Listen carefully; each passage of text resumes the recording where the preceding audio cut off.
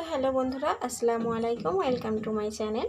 তো চলে এলাম আবার একটা নতুন ভিডিও নিয়ে। তো আজ আমি করছি গরুর মাংস আর আলু ভুনা, সেই রেসিপিটাই তোমাদের সাথে শেয়ার করছি। তো চলো তাহলে রান্নাটা শুরু করা যাক। রান্নার জন্য আমি এখানে নিয়েছি, তার জন্য আমি এখানে আলুগুলোকে চৌকো করে কেটে নিয়েছি, আর এখানে গরুর মাংসটাও আমি চৌকো করে কেটে নিয়েছি, আর এখানে নিয়েছি পেঁয়াজ, আদা রসুন বাটা, একটা কাঁচা লঙ্কা।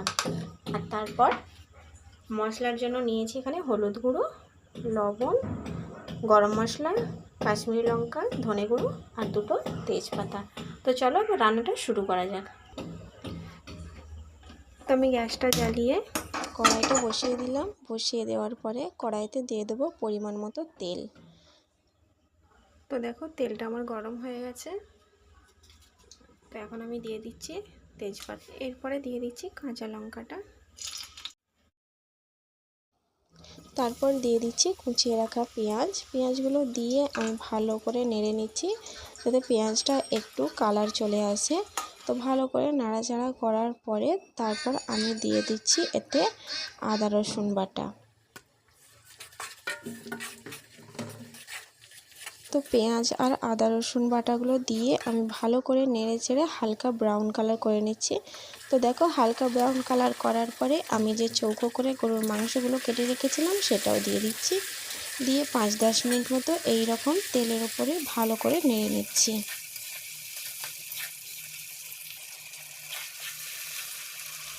তো অনেকক্ষণ নাড়াচাড়া করার পরে যে মশলাগুলো আমি রেডি করে রেখেছিলাম সেই মশলাগুলো সবগুলো এর মধ্যে দিয়ে দিলাম।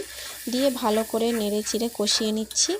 তো এটা সামান্য কষানোর পরে আমি 1 কাপ মতো পানি দিয়ে এটা 5-10 মিনিটের মতো ঢাকনা দিয়ে রেখে দেবো যাতে মাংসটা সেদ্ধ হয়ে যায়। তো গ্যাসের ফ্লেমটা আমি লোতেই দিয়ে রাখবো, কারণ হাই ফ্লেমে দিলে এটা পুড়ে যাবে।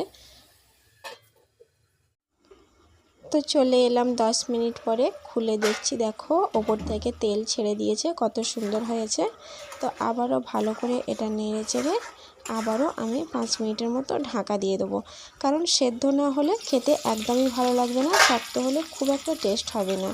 তো আবারও ঢাকনা খুলে দেখছি খুব সুন্দরভাবে ওপরে তেল ছেড়ে দিয়েছে। ভালো করে এটাকে নেড়ে চেড়ে নিয়ে আমি যে আলুগুলো কেটে রেখেছিলাম সে আলুগুলো এতে দিয়ে দিচ্ছি। আলুগুলো দেওয়ার পরও ভালো করে নেড়ে চেড়ে নিতে হবে।